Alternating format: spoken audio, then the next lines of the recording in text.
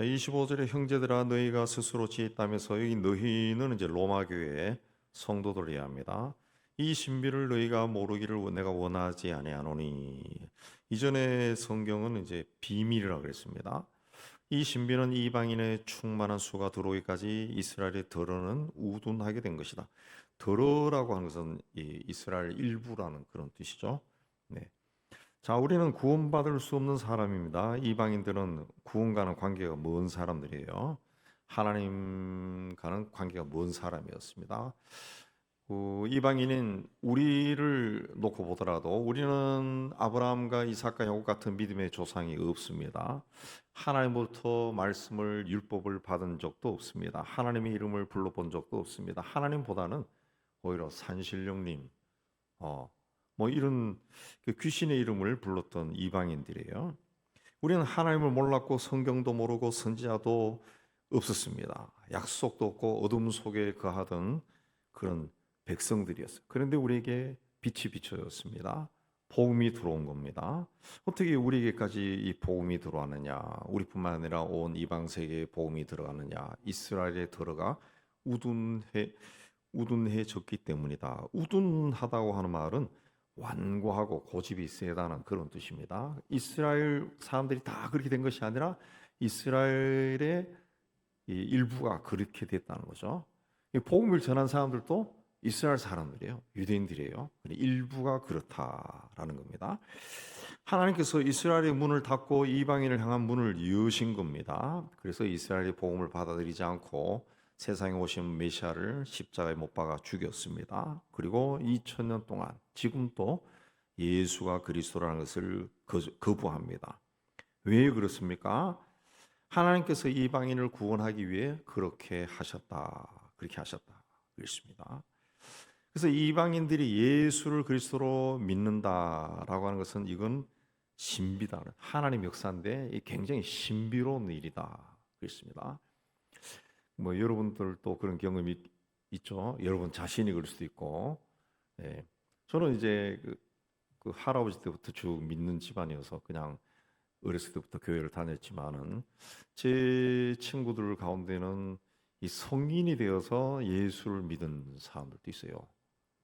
또 굉장히 그 완전히 유교의 그 뭡니까 그 장손 집안, 네. 그 집안에 태어난 친구도 그 저 때문에 이제 제가 전도해서 믿었지만은 원래는 안 믿고 막 그렇게 했는데 어떻게 믿었어요?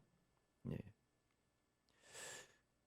그런 전혀 그 예수와 관계가 없고 예수를 믿을 수 없는 그런 환경에 있는 사람들도 예수를 믿는 그런 일이란 저는 그걸 볼 때마다 저는 그냥 어렸을 때 교회를 다녔기 때문에 그러려니 했는데 그런 사람들을 볼 때마다 어떻게 예수를 믿었지? 어떻게 예수를 그리스도로 영접하지? 그런 생각이 굉장히 많이 들어요. 굉장히 많이 들어요. 좀 신기하다 그런 생각이 듭니다. 저렇게 예수 안 믿고 반질반질하게 지내던 녀석이 어느 날 교회를 다니고 집사도 되고 때로는 신학교 가는 애들도 있어요. 참 신기하다 하는 그 생각이 드는데 오늘 말씀에도 이게 신비라는 거죠. 신비. 이거 하나님이 하시는 것이라는 거죠. 이 선교사들도 복음을 전하기만 하면은 그 선교지에 있는 사람들이 다 아이고 감사합니다 하고 예수 믿는 게 아닙니다. 오히려 전도를 많이 하지만 열매가 별로 없어요. 예.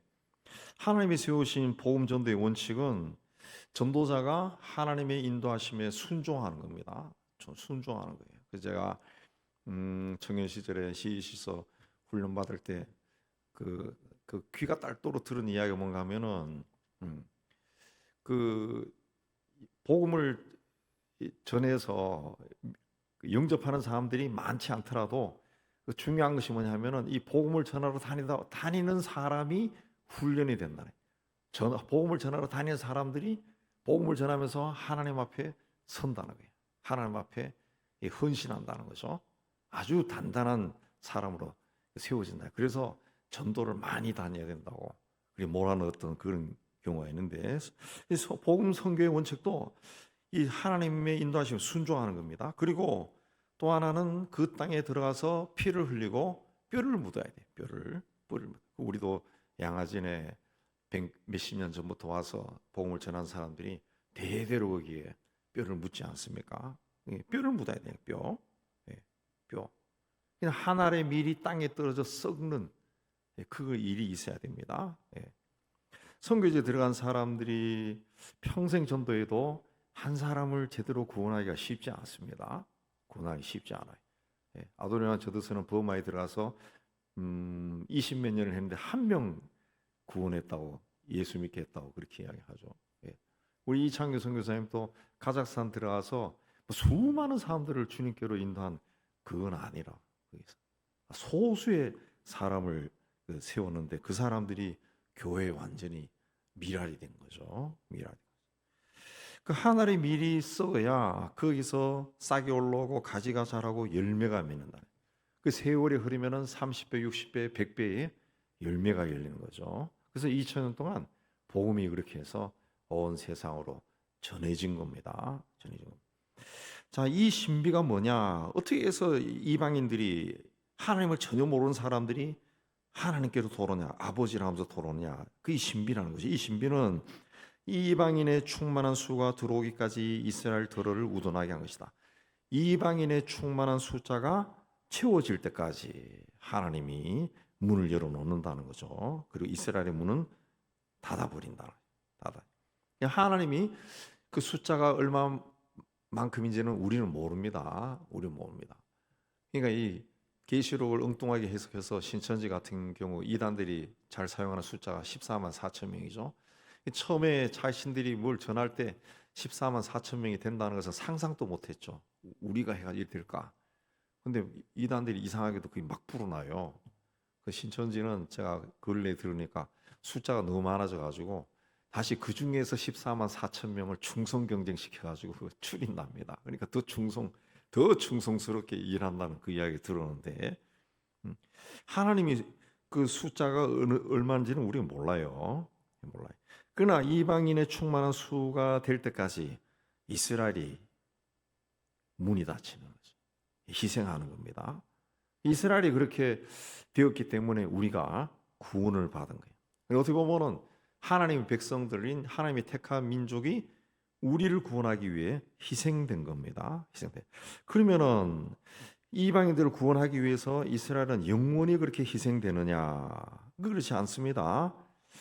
26절 7절에 그리하여 온 이스라엘이 구원을 받으리라. 구원자가 시온의 소사 야곱에게서 경건하지 않은 것을 돌이키시겠고 내가 그들의 죄를 없이 할 때 그들에게 이루어질 내 언약이 이것이라 함과 같으리라. 이스라엘 이방인을 위해 희생했지만은 하나님은 한 번 택한 사람 버리지 않습니다. 이방인도 구원했는데, 하나님을 모르는 사람들도 구원했는데, 하나님의 백성이란 사람, 그래도 나름대로 하나님을 잘 섬긴 이 하나님의 백성들을 구원하지 않겠어요? 이방인을 사랑하신 하나님이 왜 하나님의 백성을 사랑하지 않겠어요? 하나님은 우리를 사랑해서, 세상을 사랑해서 독생자를 세상에 보내서 십자가에서 그 제물이 되게 했습니다. 그 세상에는 모든 이방인과 유대인이 다 들어간 거예요. 다 들어간 거예요. 그래서 그 이방인이 구원 받은 후에는 온 이스라엘도 돌아온다는 거죠. 이스라엘도. 그렇게 이스라엘이 돌아오면은 역사가 완성되고 예수님이 재림하는 겁니다. 유대인들은 메시아를 거부하고 죽였습니다. 복음의 원수였습니다. 복음의 원수. 그러나 하나님은 그 한 번 택한 자는 버리지 않습니다. 그래서 28절에 복음으로 하면은 그들이 너희로 말미암아 원수된 자요 그랬습니다. 이스라엘은 복음을 거절했어요. 하나님의 독생자를 죽였어요. 원수입니다. 복음의 원수. 그러나 택하심으로 하면 조상들로 말미암아 사랑을 입은 자다 그랬습니다. 그 조상으로 인해서, 하나님이 택한 조상으로 인해서 여전히 하나님의 사랑 가운데 있는 자다. 사랑 가운데 있다. 그들에게는 언약이 있다는 거죠. 언약. 그들에게 이루어질 내 언약이 이것이다 그랬습니다. 그래서 29절에 하나님의 은사와 부르심에는 후회하심이 없다 그랬습니다. 하나님이 우리를 사랑하시고 우리를 택하시고 우리를 구원하시고 하나님의 자녀로 삼아 주셨어요. 근데 우리가 하나님께 불순종하고 우리가 가고 싶은 길로만 자꾸 달려갑니다. 그러면은 우리를 택하신 하나님의 사랑이 끝이 납니까? 뭐 요즘 그 이제 양자 입양 문제가 자꾸 불거질 때 보니까 아이를 입양했다가 아이가 자꾸 말썽 피우고 그러면 파양한다더라고. 예. 그렇게 한번 파양된 애들은 그 심령의 상처가 굉장히 심하대요. 그래서 다시 또 그 어린 아이를 다른 집에 또 입양 보내도 거기서 또 파양되어 오기 쉽다는 거죠. 그렇게 서너 번 파양하면 애가 이 정신적으로 굉장히 황폐해진다 그러더라고요. 그걸 내 아이가 아니기 때문에 얘가 조금 뭐 말썽 피우고 뭐 어린 아이가 와서 뭐 이 그냥 똥오줌 못 가리고 뭐 이걸 막 자꾸 하면은 이 아이 다시 갖다 드릴게요 하고 물건처럼 갖다 줘버린다는 거죠. 그런 부모들이 있다는 거죠. 근데 자기 아이라면은 애가 그럴 때 그걸 그렇게 하겠느냐? 안 그러죠. 예, 장애를 가진 아이라 할지라도 그냥 몇십 년은 그냥 같이 갑니다. 그 내가 낳은 아이가 아니기 때문에 조금 뭐 자꾸 심지어는 그렇게 몇 년씩 키워가지고 중학교 사춘기 때 막 이 그 뭐 중2병 그거 있잖아요. 사춘기 때 막 말썽 자꾸 피워도 애를 파양해 버린대. 그 참 나쁜 부모들을 하고 그럴 바에는 차라리 입양을 하지를 말지. 그 아이가 굉장히 상처받는다. 굉장히 상처받는다.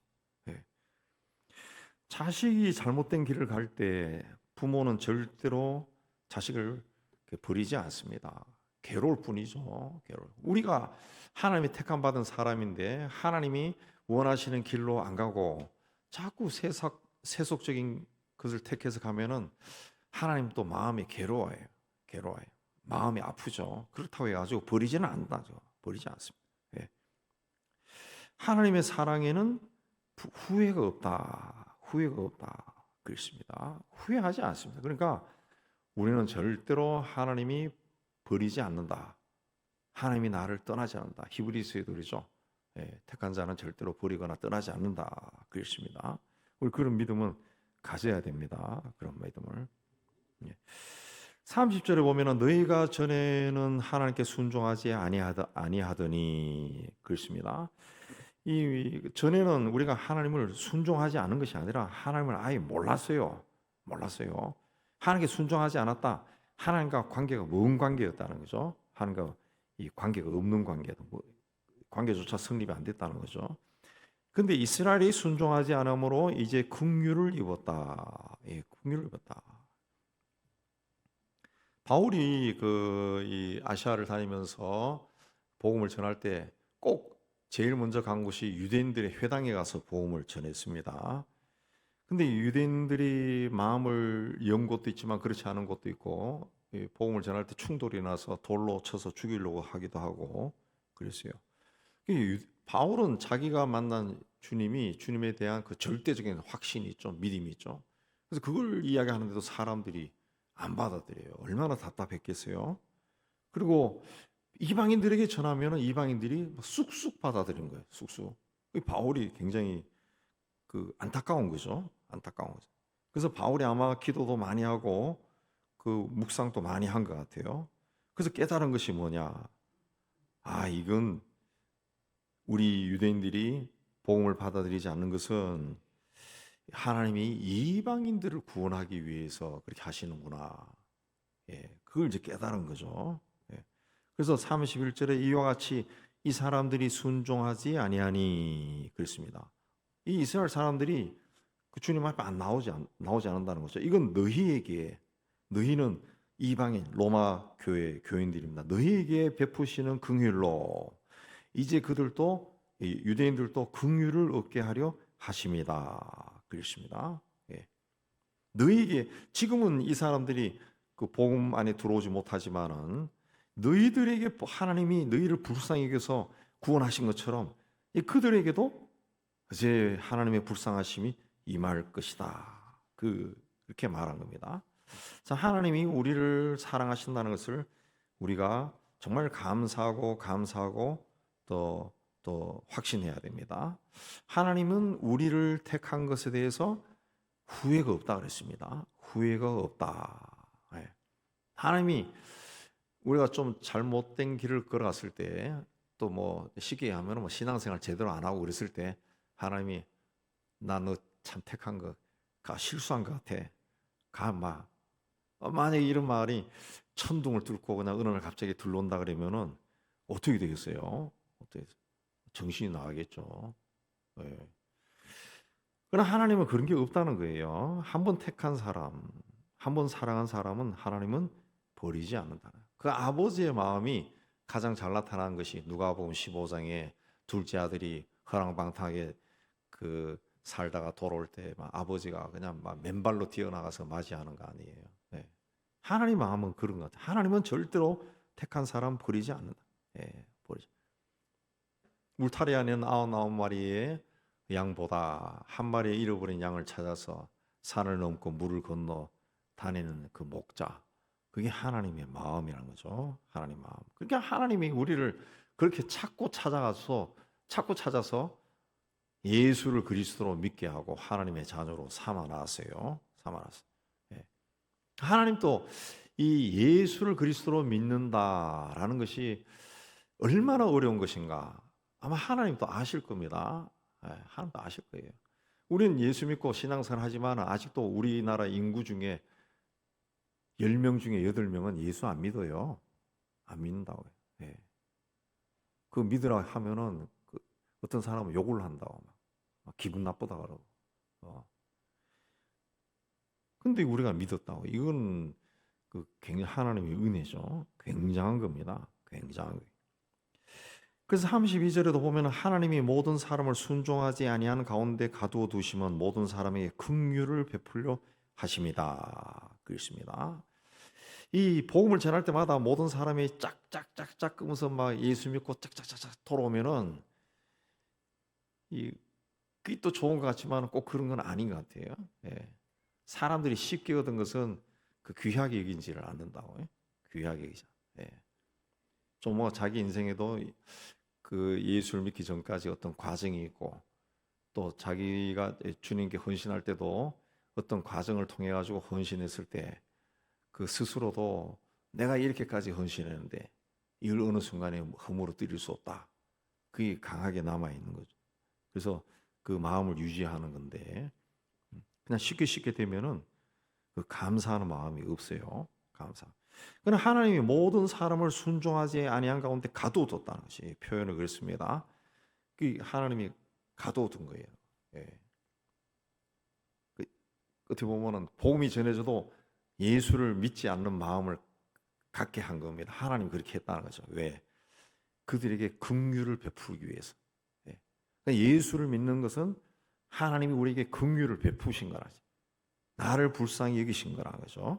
여기 모든 사람은 이방인과 이스라엘 다 포함한 겁니다. 다 포함한.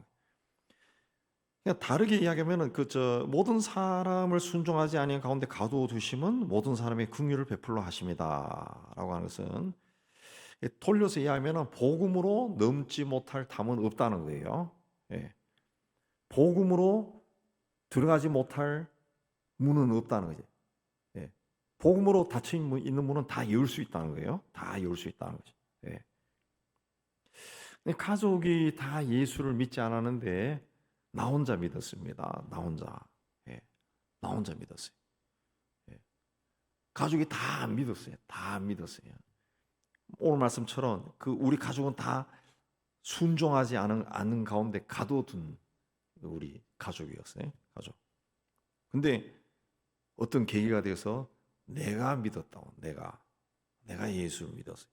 예. 이거는 이제 하나님께서 이 가족 전부를 구원하고 싶어 하신다는 사인이죠.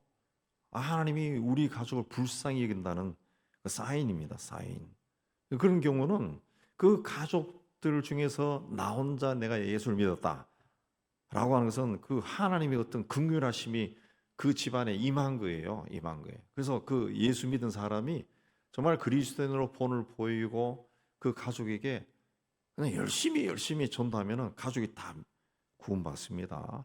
주 예수를 믿으라. 너 그리하면 너와 네 집이 구원을 얻으리라. 구원을 얻으리라. 그렇습니다. 아까도 말씀했지만 제 주변의 그 친구들 가운데는 그 가족이 다 믿는데 혼자 어떻게 대학에 가서 우리 CEG 간사님들인데 가지고 복음을 전해받고 예수 믿었는데 그 자기 집 다 그 저 구원의 길로 인도한 친구들이 있습니다. 그 여자도 아니고 남자가 그렇게 예수를 믿고 집안 식구들을 다 교회로 데리고 나온 그런 경우도 있다. 예. 그러니까 그 가족이 다 안 믿어도 그 집에 한 명이 믿으면은 그 하나님의 긍휼하심이 그 집에 이제 임하기 시작한 거예요. 그래서 전도하면 다 믿어요. 다 믿어요. 이번에 세례받은 그 어른도 보니까 그 80평생은 굉장히 그 따님이 그래도 완고했다.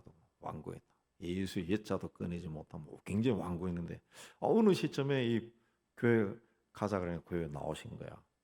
나와가지고 그, 그, 그, 그 세신자 공부, 그 삶 공부 얼마나 열심히 하는지 모르. 성경도 못 찾아서 그냥 제가 다 찾아주면서 읽게 하고 나중에는 진도가 안 나가지고 집에서 예수 배우기도 하고 그래 다시 찾고 있는데 아주 뭐 그 이 책에요. 그 새까맣게 성경을 적어오고 막 그래. 예. 딸도 놀랬는가 봐요. 놀랬는가. 예. 그러니까 그 집에서 한 명이 믿으니까 그 완고한 사람도 어느 순간에 풀어지는 거예요. 풀어져서 예수를 믿은 거죠. 예수를 믿은. 예. 그러니까 자기 아버지가 그렇게 예수 믿은 것 자체가 굉장히 신기하다는 거지. 신기한. 예. 그런 경우가 참 많아요. 참 많아요. 예. 그 제 친구 중에도 종갓집 애가 있는데 그 아버지도 뭐 평생이 이제 이 종갓집들은 원래 그 재산이 많아요. 그래서 평생 이렇게 이겁니다. 이거 뭐 붓글씨 쓰고 그 한문 공부하고 그런 분이요. 근데 이 친구가 이제 예수 믿고 자기는 이제 교회 나가겠습니다. 그러니까 그래라 그랬더니 자기는 벼락이 떨어질 줄 아는데 저는 이제 교회 다니겠습니다. 그러니까 그래, 근데 잘 기왕 한 거 잘 믿어라 그렇게 이야기하더라고요. 예. 그 구원이 들어간 거죠. 그 집안이. 예. 이제 그 하나하나 다 믿더라고. 뭐 당연히 자식들은 믿는 거고. 예. 그래서 33절에 뭐라 그랬습니까? 깊도다 하나님의 지혜와 지식의 풍성하며 그의 판단을 헤아리지 못할 것이며 그 길은 찾지 못할 것이로다. 그렇습니다. 예. 하나님의 지혜와 지식, 하나님의 판단은 우리 인간이 모른다는 거예요. 그래서 34절에서는 이사야 40장 13절을 인용해서 누가 주님의 마음을 알겠느냐? 예, 누가 그의 모사가 되었느냐? 그랬습니다. 우리 같은 인간이 어떻게 깊고 높은 그 하나님의 생각을 알겠느냐? 우리 인간의 생각과 하나님의 생각은 천지 차이인데 하늘과 땅만큼이나 그 천지 차이인데 누가 하나님을 가르치고 하나님을 훈계하고 하나님이 하신 일에 대해서 뭐라고 말할 수 있느냐? 아무것도 할 수 없다는 거죠. 우리는 그 33절의 하나님의 지혜와 지식의 풍성함과 판단을 또 하나님의 길을 헤아리지도 못하고 찾지도 못한다. 그렇습니다. 또 35절에서는 욥기 35장 7절을 인용해서 내가 의로운들 하나님께 뭘 드리겠느냐? 그리고 그분이 너의 손에서 무엇을 받겠느냐? 누가 주께 먼저 드려서 갚으시면 받겠느냐? 이 말이 그겁니다. 뭘 하나님께 드린다고 그 주장하고 하나님이 너희 손에서 뭘 받겠느냐? 뭘 받고 만족하겠느냐? 그랬습니다. 이게 무슨 뜻이냐? 모든 것이 하나님께서 나오는데 그러니까 하나님이 주신 것을 가지고 내가 하나님께 뭘 했다고 뭘 대단한 것처럼 자랑하고 다니느냐? 그 말이에요. 우리가 하나님을 어떻게 가르치느냐? 하나님과 거래할 수 없다는 거죠.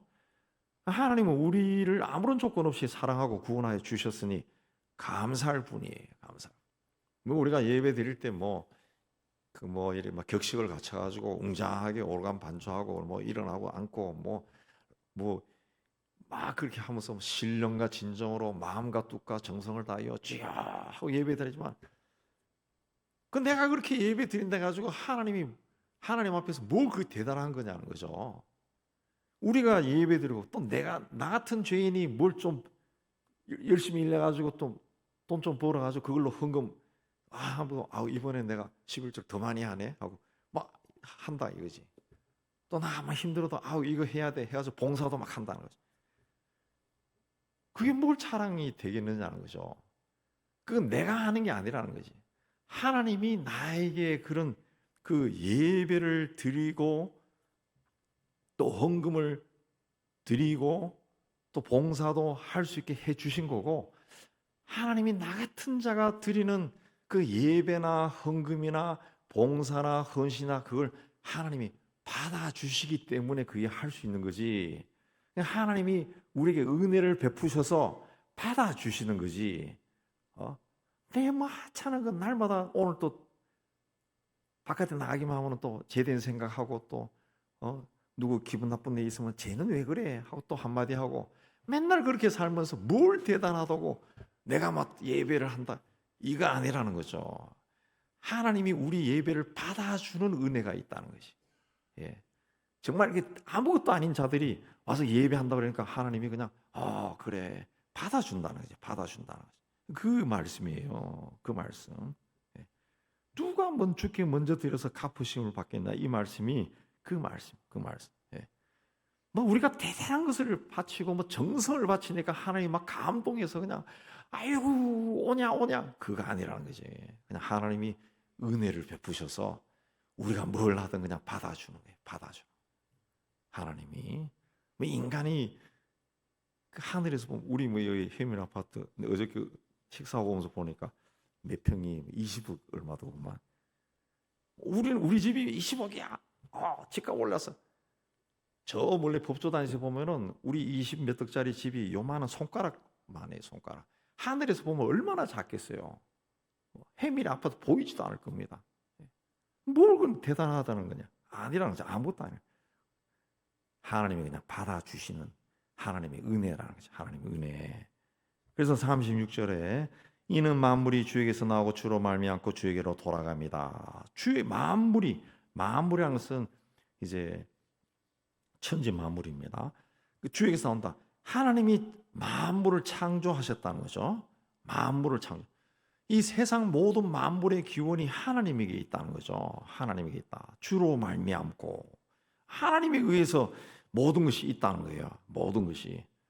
인간의 생사복도 하나님에게서 있다는 거죠. 하나님에게서. 내가 이 나라에 태어난 거 이거 하나님이 하신 거라는 하나님이.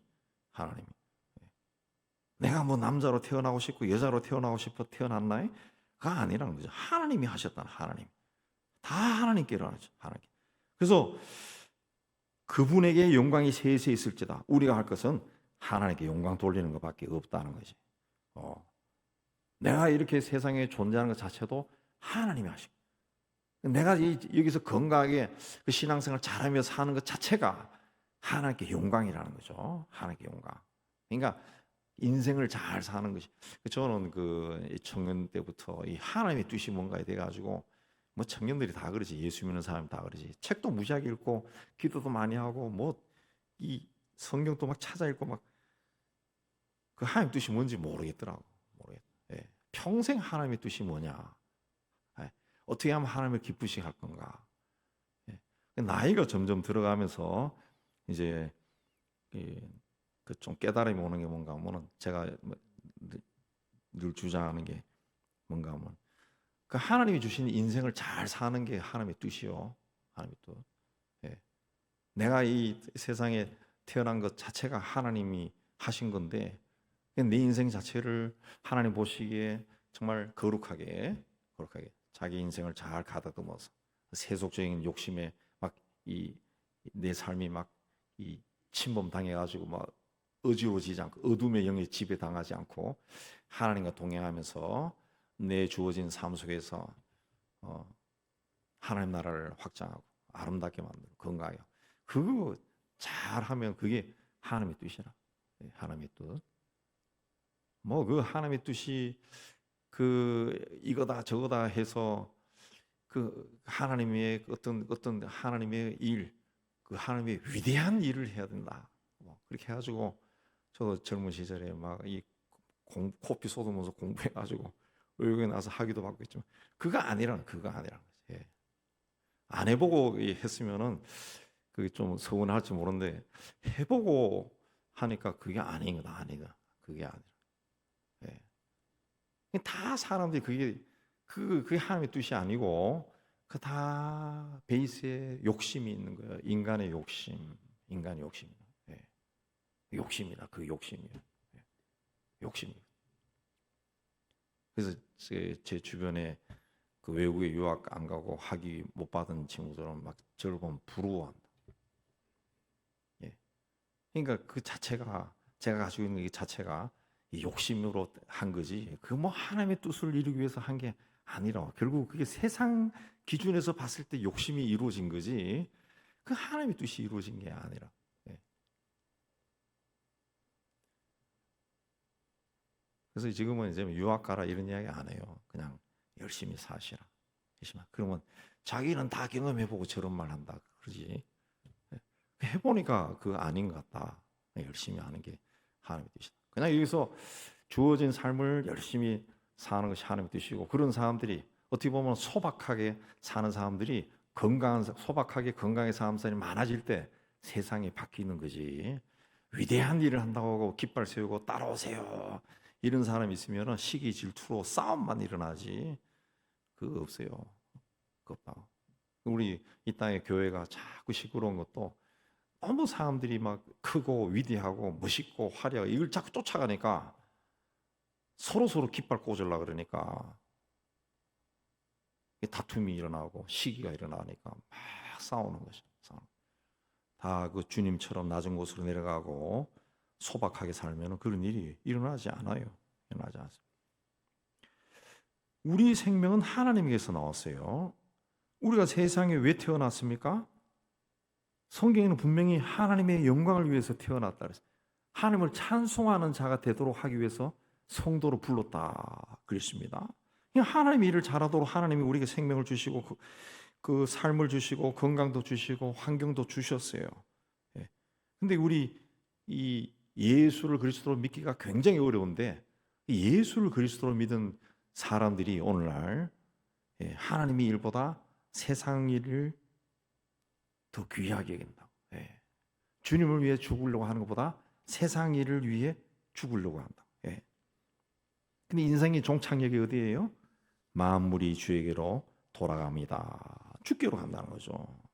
주께로 돌아가요. 그래서 사람이 죽었을 때 돌아가셨다. 본향이 있다는 거죠. 그게 뭐 그 세계 어느 민족에게도 다 사람이 죽으면 돌아갔다 그런다. 돌아갔다고. 그러니까 이 인류 태초의 인류부터 그 계속 내려온 거지. 자기 어떤 그 전승으로 내려온 거죠. 아들 계속 전승 내려온 거죠. 아 돌아가셨다.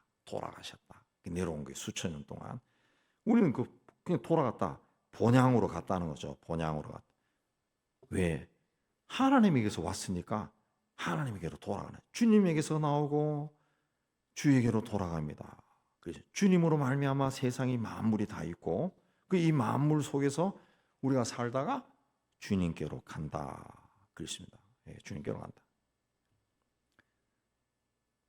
땅에 있는 동안에는 하나님과 더불어 사는 동행하는 거죠.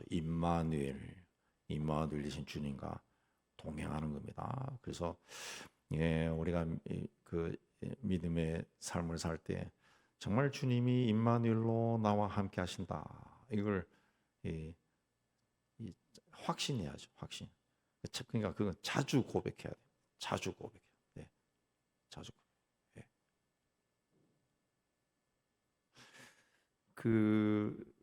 잠깐 생각이 안 나는데 그 유명한 책이 있어요. 80년대 나온 그 성령님 그 홀리 스피릿 굿모닝 홀리 스피릿이라고 하는 책이 있는데 아침 인사하는 겁니다. 성령님 안녕하세요. 그러면서 아침에 일어날 때 그분이 제일 먼저 하는 이야기가 성령님 안녕하세요 그런 거예요. 굿모닝.